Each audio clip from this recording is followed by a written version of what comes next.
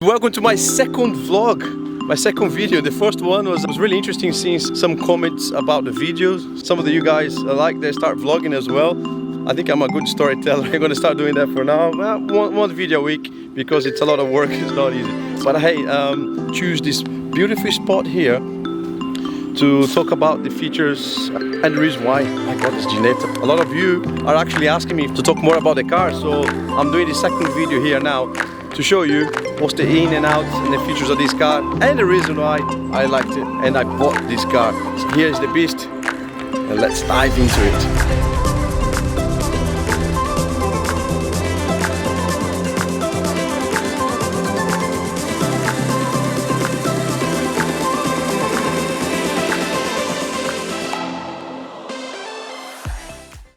The main reason I bought this car is because I come from a racing background and I love racing, and it's been killing me not being able to race or do anything relating to motorsports. When I sat in this car about 2 years ago, I completely fell in love, because when you're sitting there you immediately feel that you are in a race car. The cockpit position, the seat position, the pedals, everything inside the car, the smell, even the smell of that car tells you straight away you are in a racing machine. I just wanted to drive in a racetrack in high speed and get the adrenaline out.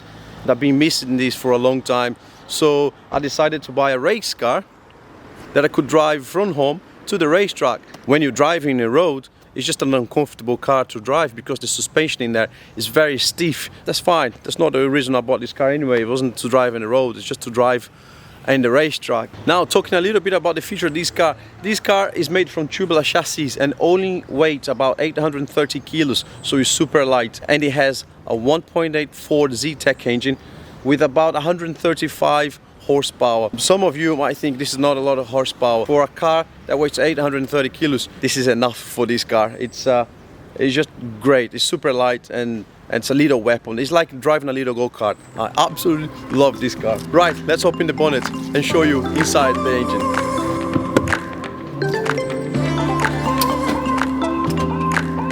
It's a tiny engine. It's a 1.8 liter Ford Z-Tech engine. It's got 135 horsepower. Plenty for this car. This is the tubular chassis I meant. So this car is not like usual car. It's full of aluminium. It's just made of these steel tubes that goes all the way inside the car, and I'll show you later. Here you got suspension set up. This here make the car stiffer or softer depending on the racing conditions. If it's raining, if it's dry, if there's too much rubber, which is very grippy. And then you change there.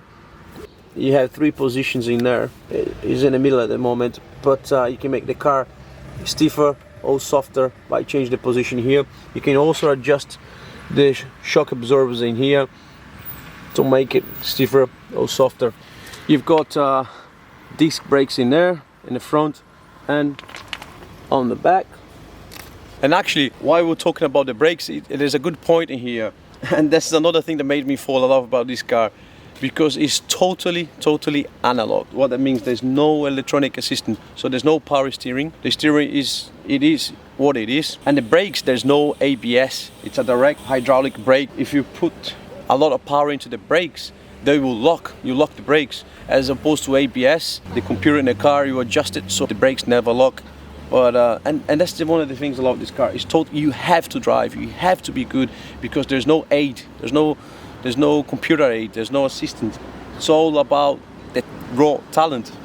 And yeah, that's why one of the reasons I love this car. Another reason why I love this car is because it's a front engine and there's a differential that runs all the way to the back and gives you a rear wheel drive. Cars that has a rear wheel drive is a totally different experience. I much prefer rear wheel drive. Top speed of about 125 miles an hour. So that's roughly 200 kilometers an hour. And believe me, that's enough for you to have fun in this little car here.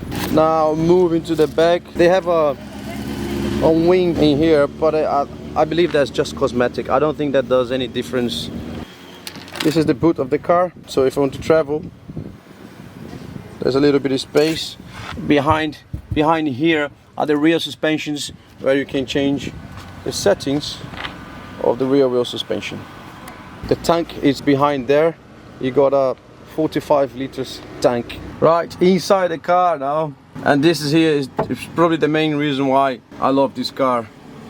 One is because you are into this bucket seat here and you are sitting really low to the floor, and then you sit in there, you can feel it straight away you are into a racing car. I have these beautiful pedals there which are bespoke, built into the chassis. They're ever so close, especially the brake pedals and the throttle, because when you brake you want to do the heel and toe in there so the rear axle don't lock. Another beauty about this car, there's no radio in there, no stereos. Why would you want one when the best thing about this car is the sound that it makes? Now into the dashboard, you got fuel, water and oil gauge.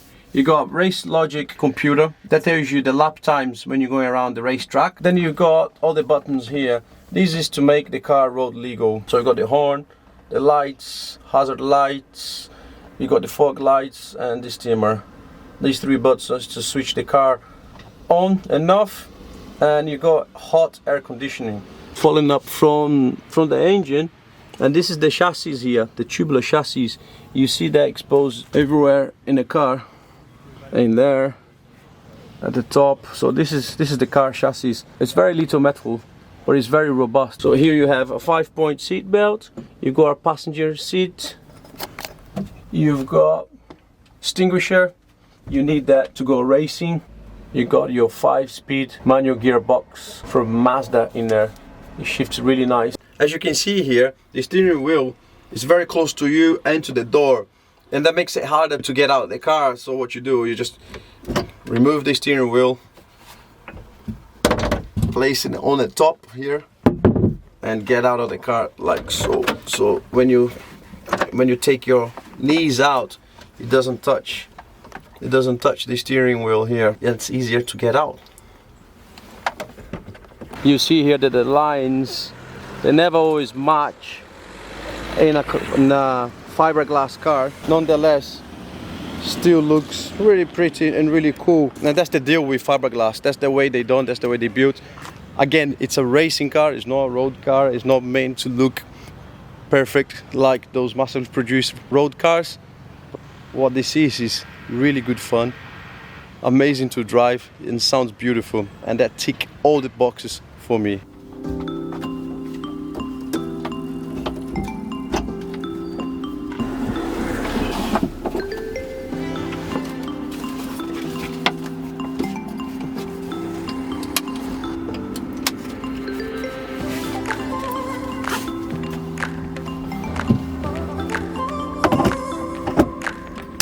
And that's it from me for this second video. I hope you enjoyed. If you like it, please subscribe to the channel, give a kudos and leave a comment. And I'll see you in the next video.